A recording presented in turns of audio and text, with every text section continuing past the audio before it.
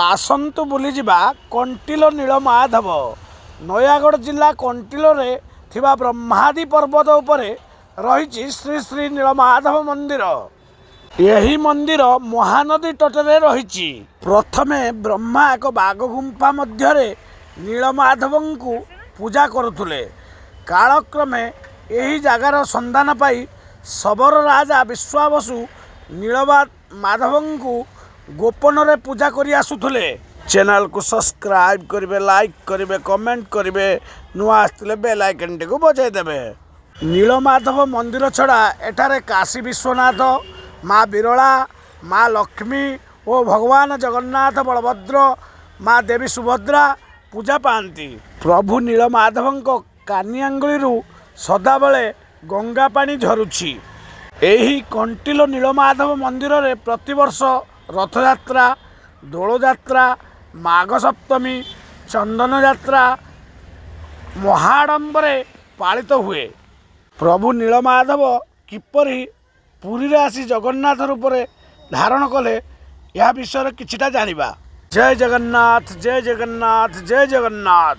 प्रथमे जड़े तीर्थयात्री राजा इंद्रद्युम्न को कहले आपण को ओडिशा रे नीलमाधव पूजा पाउछंती।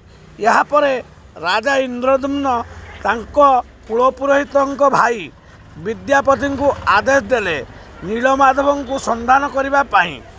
विद्यापति नीलमाधव को खोजी खोजी शबर राजा विश्वावसु राज्य रे पहुँचिले और जंगल रे बुलुवा समय विद्यापति को शोष होइतिला। से समय शबर राजा झील ललिता सहित भेट होइतिला और परे प्रेम मध्य होई जाइथिला। शेष दुहे विवाह करथिले। किछि दिन पर विद्यापति ललिता को पचारिथिले, तुम बापा सबुदिन भोगराग धरी कुआडे जाउछंती? ललिता कहिथिले, माधव को पूजा करने को मु थरे तुम बापा संगरे माधव पाखक जाती। चैनल को सब्सक्राइब करिवे, लाइक करिवे, कमेंट करिवे, नुआ आसले बेल आइकन टी को बजाई देबे। ललिता कहिले, बापा आसंतु मु पचारिबी।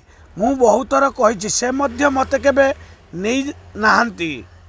ललिता शबर राजा को बहु बार बुझेबा परे राजा बहु कष्ट रे राजी होइतिले ओ शर्त रखिथिले जे जदि मो सांगरे विद्यापति जाती ताहले आखिरे पट्टी बांधी जिबे।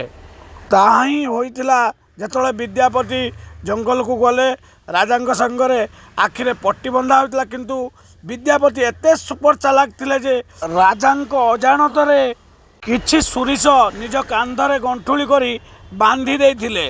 सेथिरे मध्य गोटे छोट छिद्र करी देइथिले। सोरिस माध्यम पछरे जेपरी नीलमाधव पाखरे पहुँची पारिबे। दिने शबर राजा सह विद्यापति जाई नीलमाधव दर्शन करी फेरीथिले। आ सोरिस गुड़ाक बुणी हो जाइतिला। किछि दिन पर वर्षा होइतिला।